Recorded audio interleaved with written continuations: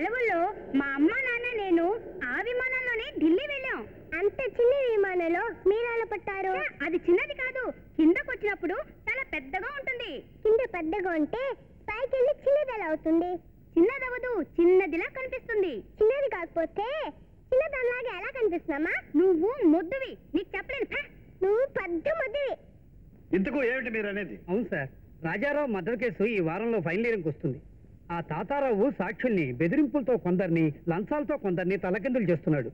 మీరు రాకపోతే ఈ కేసు డీల్ చేయటం మా వల్ల కాదు సార్. అబ్బబ్బబ్బబ్బా, నేను కోర్టుకు వచ్చే పరిస్థితుల్లో లేనని మీకు ఎన్నిసార్లు చెప్పాలి? నన్ను విసిగించకండి, వెళ్ళండి. అది కాదు sir. Please leave me alone, leave me.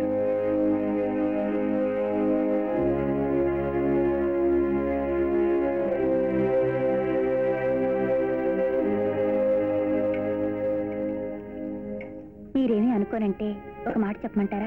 తాగుడు మంచిది కాదంటావు, అంతేగా? మీకు తెలిసిన దాని గురించి చెప్పాలనుకోవడం లేదు, అది మీ పర్సనల్ మ్యాటర్. మరేంటి? మీకు చెప్పే అర్హత నాకు లేదని తెలుసు, అయినా ఉండబట్టలేక చెప్తున్నాను. నలుగురికి ఉపయోగపడాల్సిన మీరు ఈ 4 గోడల మధ్య ఉండిపోతే ఈ వృత్తికి అన్యాయం చేసినట్టు కదా. మీ వ్యక్తిగత సమస్యల కోసం ప్రజల పట్ల బాధ్యత గల ఉద్యోగంలో ఉన్న మీరు దాన్ని పట్టించుకోకపోవడం ఎంతవరకు న్యాయమో ఆలోచించండి.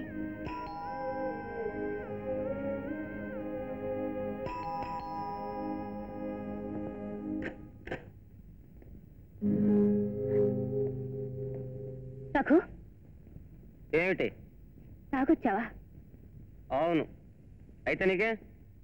చదువుకుంటున్న కుర్రాడివి ఇంత చిన్న వయసులో ఏమిటి బాబు ఈ అలవాటు? మీ నాన్నగారు బాధపడరు? తాగడానికి వయసు ఏమిటి? అయినా నేను తాగితే మా నాన్నగారు ఎందుకు బాధపడాలి? మరి ఆయన తాగడం లేదా?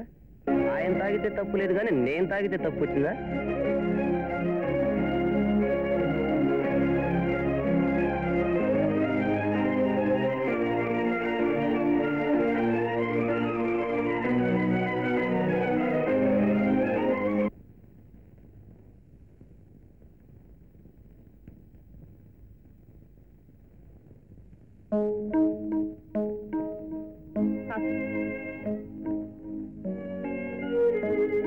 రాత్రి తాగొచ్చావన్న సంగతి గుర్తుందా?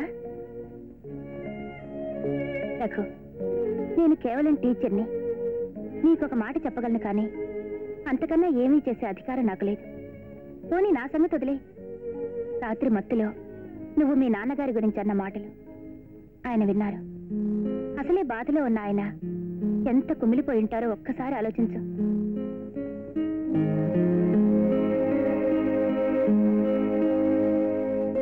ఈ బాటిల్స్ అన్ని తీసుకెళ్లి బయట పారే. శంకరయ్య, అయ్యా, ఇది కూడా.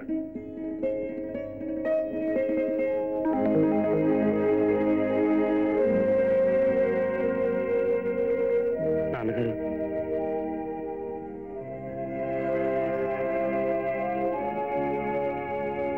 సారీ నాన్న, మళ్ళీ ఇలాంటి తప్పు ఇంకెప్పుడు చేయను, నన్ను క్షమించండి. చూడు బాబు, తప్పులు అందరూ చేస్తారు, కానీ తమ తప్పు తాము తెలుసుకున్న వాళ్లే గొప్పవాళ్ళు. ఇందులో నీ ఒక్కడిదే బాధ్యత ఉందని నేను అనుకోవడం లేదు. నేను కూడా కొంతవరకు బాధ్యత. నీ తప్పును నువ్వు తెలుసుకోవడమే కాకుండా నా తప్పును కూడా ఎత్తి చూపించావు. థ్యాంక్స్. శాంతి, నేను ఆఫీస్కి వెళ్ళాలి. బ్రేక్ఫాస్ట్ త్వరగా ఏర్పాటు చేయొచ్చు.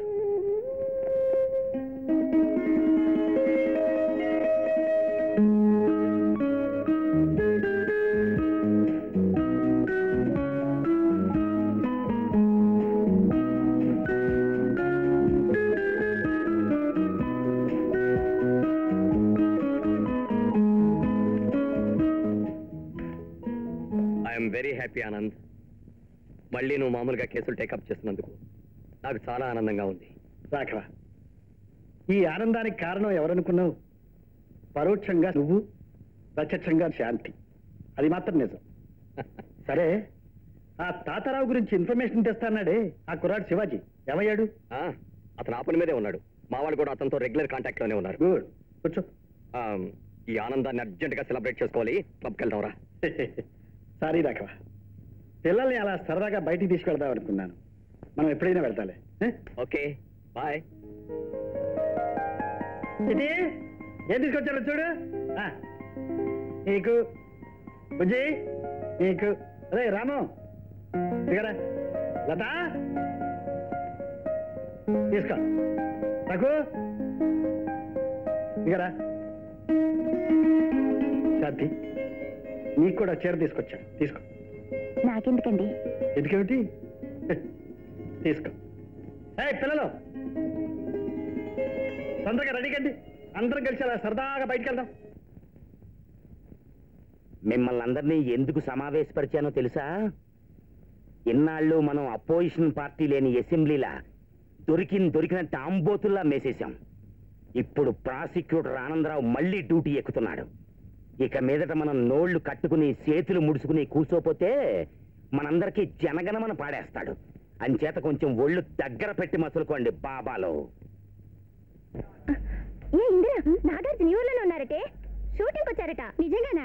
ఏది? నాగార్జున కలిసావా? నాగార్జున ఫ్యాన్స్ క్లబ్ ప్రెసిడెంట్ నా ఫ్రెండ్, వాడితో నేను షర్టన్ హోటల్కి వెళ్ళి కలిశాను. ఏమండి, నాగార్జున షర్టన్ హోటల్లో ఉన్నారా? అవును. ఇప్పుడు ఉంటారండి? ఇప్పుడు ఉండండి, సాయంత్రం 5ంటికి షూటింగ్ నుంచి వస్తారు. రూమ్ నెంబర్ ఎంతండి?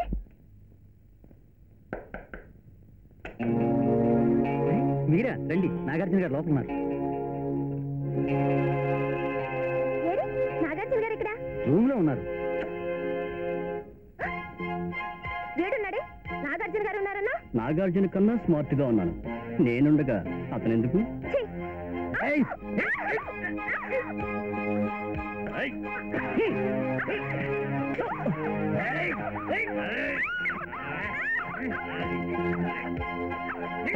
ఒకసారి కొట్టావు, ఓకే. రెండోసారా? తప్పు కదా. నీ పొగరు అణచడానికే 5 స్టార్ హోటల్లో రూమ్ తీసుకుని నేను నా ఫ్రెండ్స్ పార్టీ అరేంజ్ చేసుకున్నాం. ఇక నీ పని క్లీన్ బౌల్డ్.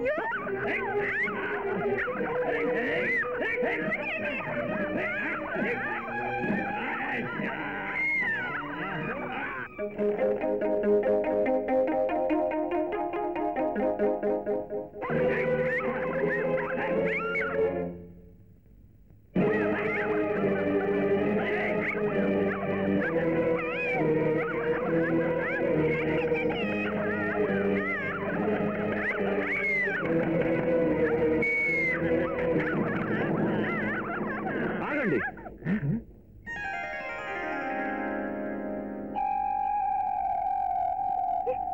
నేను మీ అభిమానండి. మీరు ఇక్కడ ఉన్నారని చెప్పి మోసం చేసి నన్ను తీసుకొచ్చి. నీకేం భయం లేదమ్మా. ఏమిటి పోజు కొడుతున్నావా? నీ పోజులకు భయపడటానికి ఇదేం సినిమా కాదు. అలాగా? మర్యాదగా అమ్మాయిని వదిలిపెట్టి వెళ్ళు. వెళ్ళకపోతే మా దెబ్బ రుచి చూస్తావు. వెల్కమ్. మీ సరదా నేనెందుకు కాదనాలి? రండి. వెయిట్ వెయిట్ వెయిట్, సినిమాల్లో మీరు చూసే ఉంటారు, డైరెక్ట్ యాక్షన్ అనగానే నేను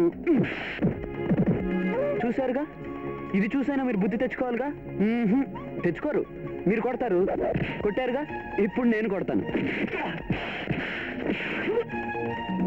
ఓహో, నువ్వు ఒకటి మిగిలావా? నీకు చేతికి ఏదో దొరుకుతుంది, అది పట్టుకుని మీదకి వస్తావు. వచ్చావా? అయితే నేను ఇచ్చేది తీసుకో.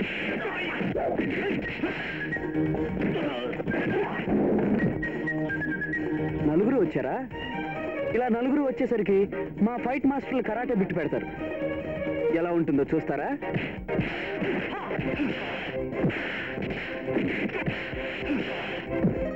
చూడమ్మా, ముందు కొట్టానే వాడే వెనకాల నుంచి మెల్లగా మెల్లగా వచ్చి గబాలను పట్టుకుంటాడు. అబ్బే, వాడేం చేయడు, ఊరికే అటు ఇటు ఊస్తాడు. తర్వాత కొట్టాను చూడు, వాడు ముందు నుంచి వచ్చి కొడటానికి ట్రై చేస్తాడు. వాడిని పట్టుకుంటాను. ఈలోగా ఈ పక్క నుంచి ఇంకోడు వస్తాడు, వాడిని పట్టుకుంటాను. ఇప్పుడు కుంటుకుంటా వస్తున్నాడు చూడు, వాడు కొడతాడు.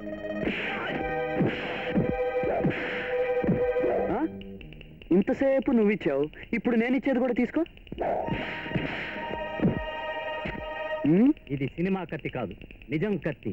సరే, సినిమా ఫైట్ చేసి చేసి నాకు కూడా బోర్ కొడుతుంది. నేను కూడా నిజం ఫైట్ మొదలు పెడతాను.